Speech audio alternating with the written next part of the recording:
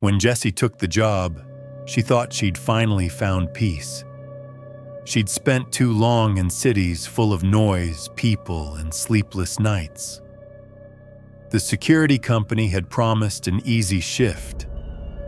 "You'll just be guarding an old property," they said.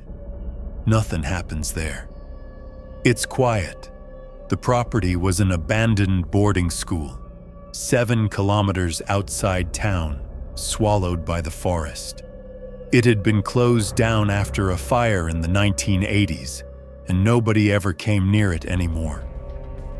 The building wasn't even on most maps, just a blank patch of trees and asphalt leading nowhere. Jessy didn't mind. Solitude sounded perfect. The first time she entered, she felt the air change. The silence was so thick it almost hummed. The old wooden floorboards creaked beneath her boots, and the smell of damp paper and rust hit her nose. Faded class photos lined the hallway walls. Smiling faces of children long gone, yellowed with age. She swept her flashlight along the corridor. Dust motes floated in the beam like slow snowflakes. The deeper she went, the more it felt like time had simply stopped here. Finally, she reached the control room, a small chamber at the end of the hall. Inside, there were a few old security monitors, a dented metal desk, and a coffee machine that looked older than she was. She hung up her jacket, sat down, and pressed the power button. The monitors flickered weakly to life, showing empty hallways. The faint hum of the building's generator filled the silence. At 10 p.m., Jessy's first shift officially began. The wind rattled the windows, the trees outside whispering like an ocean of leaves. For the first couple of hours, it was uneventful. She made coffee, flipped through a worn-out notebook, and listened to the quiet breathing of the old structure. But just after midnight, something changed. A sound. Soft at first. So soft she thought she'd imagined it. Then again, tap, tap, tap, footsteps. Slow, deliberate, echoing down the long hallway. Jessy turned to the monitors. 8 cameras, 8 dark, empty corridors. No movement. The sound didn't match the images. She froze, listening. The footsteps drew closer, steady and human. "Probably the pipes," she whispered to herself. "Old buildings make sounds." Still, she couldn't shake the chill crawling up her spine. Then, as suddenly as they began, the footsteps stopped. Silence. Jessy released a shaky breath, but at 1:13 a.m., they returned. Louder this time, right outside the control room door. Jessy grabbed her flashlight, stood up and opened it. The hallway was dark and empty. She swept the beam across the floor and froze. Bare footprints. Small, pale shapes pressed into the dust. They trailed down the corridor and disappeared into the shadows. Jessy's breath hitched. She turned back into the room, slamming the door behind her. When she looked at the monitors again, the prints were gone. The screens flickered, then one of them glowed brighter. In the corner, a date appeared. November 12th, 1986. Jessy blinked. That couldn't be right. The system clock was correct, set to the current date. Yet the footage showed the same hallway, brightly lit and full of movement. Children ran through the corridor, laughing, chasing each other. Their voices echoed faintly through the speakers. Then, without warning, the screen filled with static and went black. Her skin prickled. There were no recordings on the system. She'd checked. The build had been abandoned for decades. That night, she didn't leave her chair. The next evening, she came back determined to prove it was nothing. Sleep deprivation, imagination, faulty wiring, she told herself. She even laughed about it while making coffee. At 1 a.m., the laughter died. The footsteps were back. This time, more of them. Small ones, quick, scattered, like children running. Their giggles drifted down the hallway.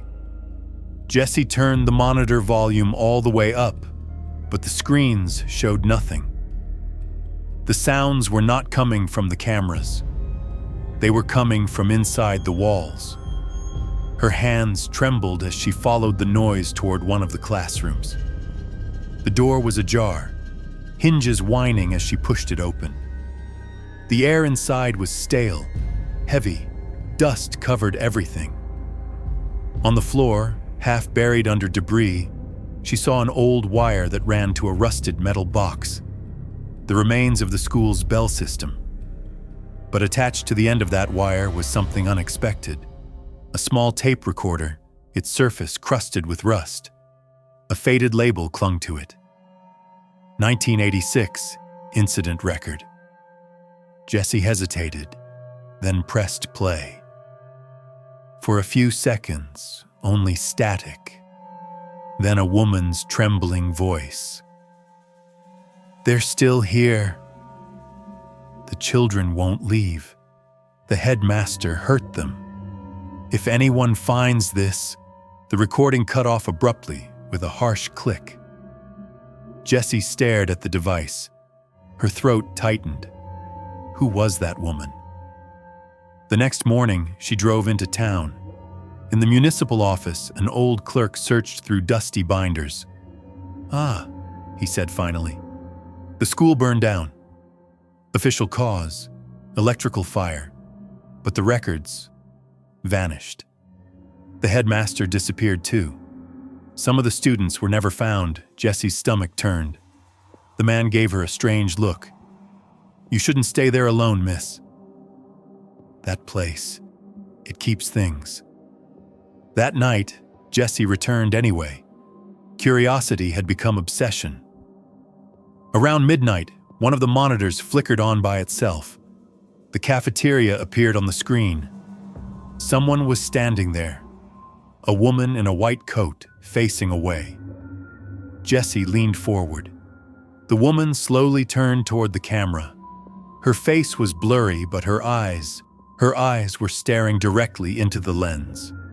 Then the feed cut to black. Jessy sat frozen. She knew that face. Somehow, deep down, she recognized it. Then she heard it, the same voice from the tape, whispering through the control room.